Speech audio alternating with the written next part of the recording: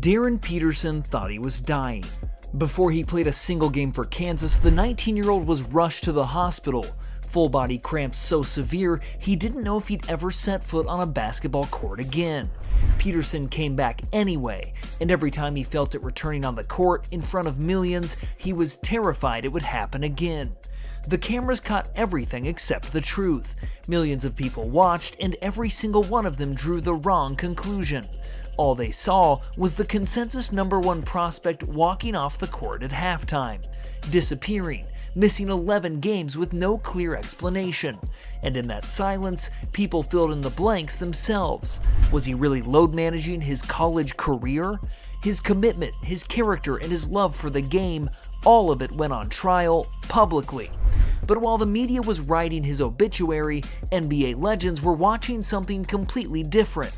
And what they saw was a young kid playing through his worst nightmare and still being completely, undeniably unstoppable. So let's get into it, and shout out to Prize Picks for sponsoring this video. He's got a smoothness to his game that is extraordinary. He can score from anywhere. He's just got an unbelievable feel and skill level. He's got size and athleticism and you name it. He hasn't played a full season because of this sort of hamstring / cramping issue he's been dealing with. But when he's played, I mean, the other night he had 26 points or 23 minutes. I mean, it's absurd. He was like 9 of 11 against Baylor, I think it was. He's the real deal. That's Jay Bilas, and even if you don't know why that name carries weight, 30 years of evaluating elite prospects at the highest level of college basketball should tell you everything you need to know.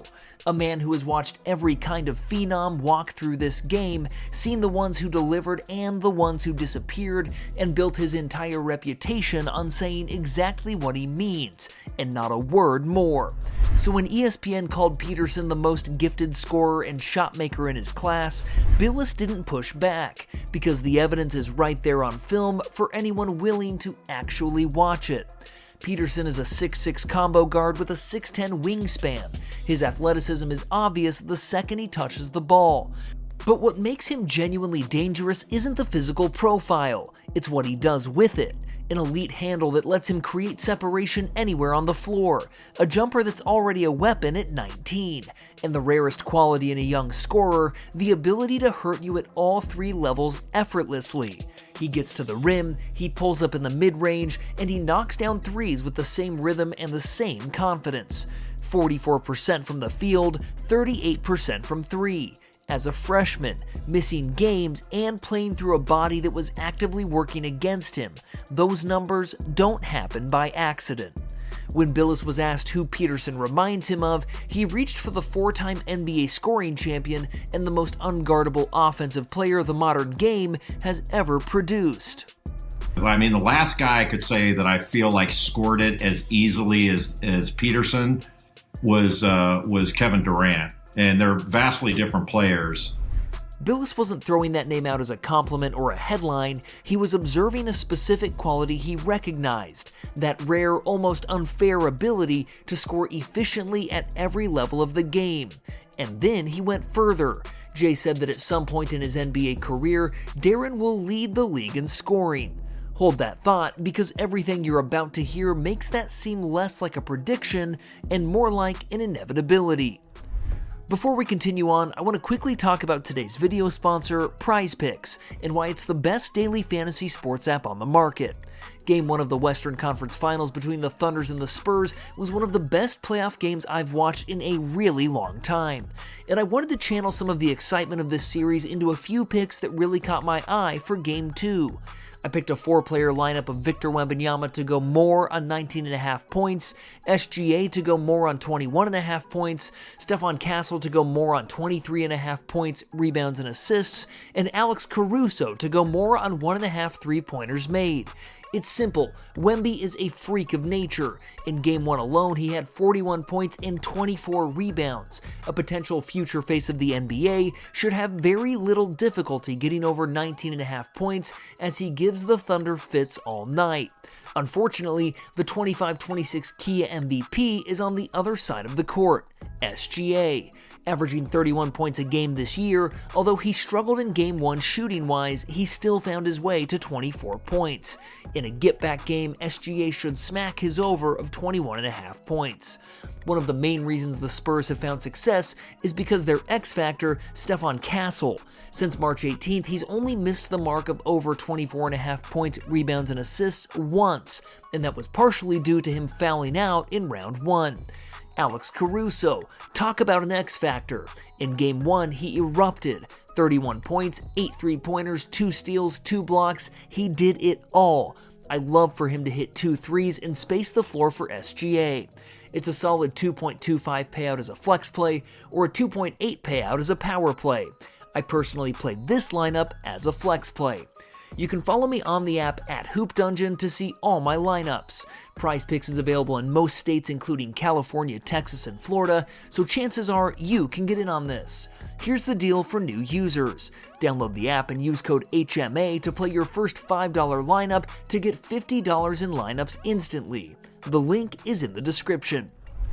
Now here's something most people don't know about Darryn Peterson. He grew up in Canton, Ohio, and his closest NBA connection isn't some celebrity he met at a camp or asked for a photo with. It's CJ McCollum, 13-year NBA vet and 2016 Most Improved Player. CJ has known Peterson since he was a baby. Their families go way back, and he's had a front row seat to this kid's entire journey. So when Darryn became the most hyped prospect in the country, McCollum wasn't surprised. In fact, his brother worked Darryn out during the preseason, called him right after, and the words were simple: "I've never seen anything like this. He's just like you, but bigger, stronger, and more athletic." Think about what it means to carry that at 18 years old, before your first college minute. Then came the BYU game, the most anticipated matchup of the year. Peterson against Abonsa, 2 potential number 1 picks on the same floor. Peterson drops 18 first-half points on 6 of 7 shooting with 3 steals, and McCollum goes straight to his phone. He labeled Peterson a serial killer. That's not a compliment, that's a warning to everyone waiting for him, because CJ knows exactly what he's looking at. He said it himself. Darryn has an aura about him that only the greats possess, and the love of the game to match it. The ceiling is whatever he wants it to be. Ohio gave us LeBron James, and McCollum is telling you Darryn's next. Who better to evaluate a Kansas freshman than the man whose number hangs in the rafters at Allen Fieldhouse? Paul Pierce, NBA champion and Hall of Famer. He was there in person, in the exact building where he himself once played as a freshman, watching everything unfold with his own eyes. After the final buzzer, Pierce got on the No Fouls Given podcast and delivered his verdict. You know, at halftime, I said, guys, we've seen enough. We know who the number one pick is. He even compared Peterson to Ray Allen, that rare combination of a knockdown shooter who can also get downhill and finish at the rim. Pierce then said something that hits completely different coming from him specifically. "I think he was a lot better than I was as a freshman," Pierce told The Star. "I mean, I wasn't NBA ready as a freshman. Over time, players get better. He's putting together one of the best freshman seasons ever out here at Kansas University, so he's in a lane by himself." That should have been the end of the story, but you already know what happened next. It started with a hamstring injury. Just days after Peterson announced himself to the country in the loudest way possible, his body started breaking down.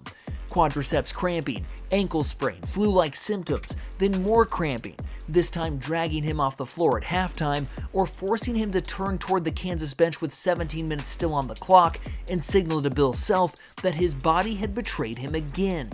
By February, Peterson had suited up for just 15 of Kansas's 26 games, averaging only 29 minutes on the nights he was actually well enough to play. And every single absence made the criticism louder. Through all of it, there was no statement from his camp, no press conference, and no explanation that could give the public something to hold on to. Bill Self couldn't say a word, not because he didn't want to, because he was legally prevented from discussing the specifics publicly. The only people who knew the full story were inside that Kansas program. Everyone else was left staring at an empty room.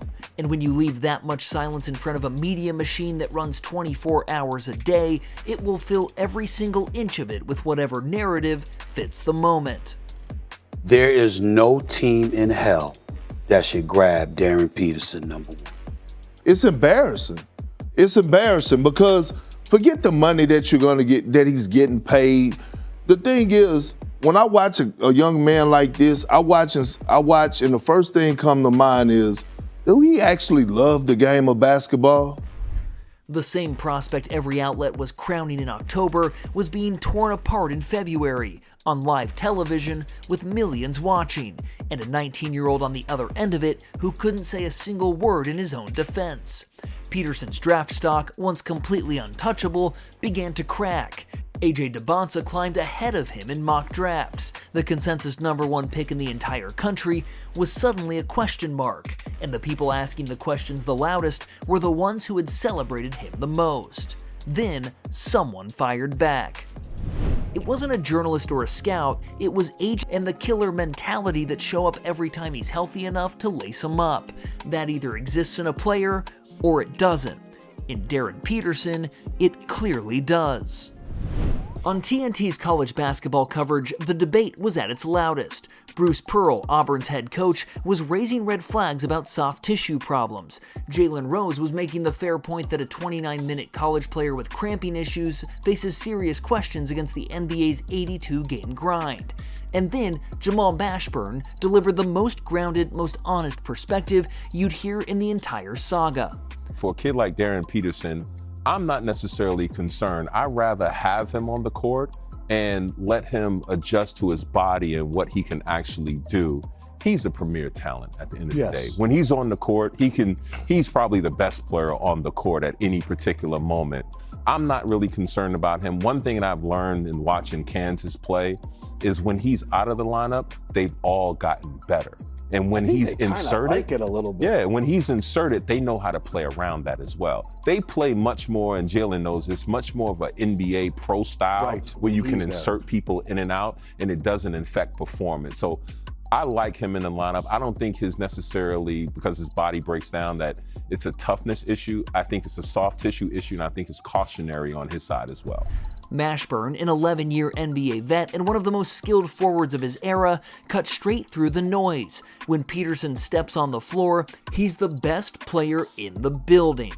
Every single time.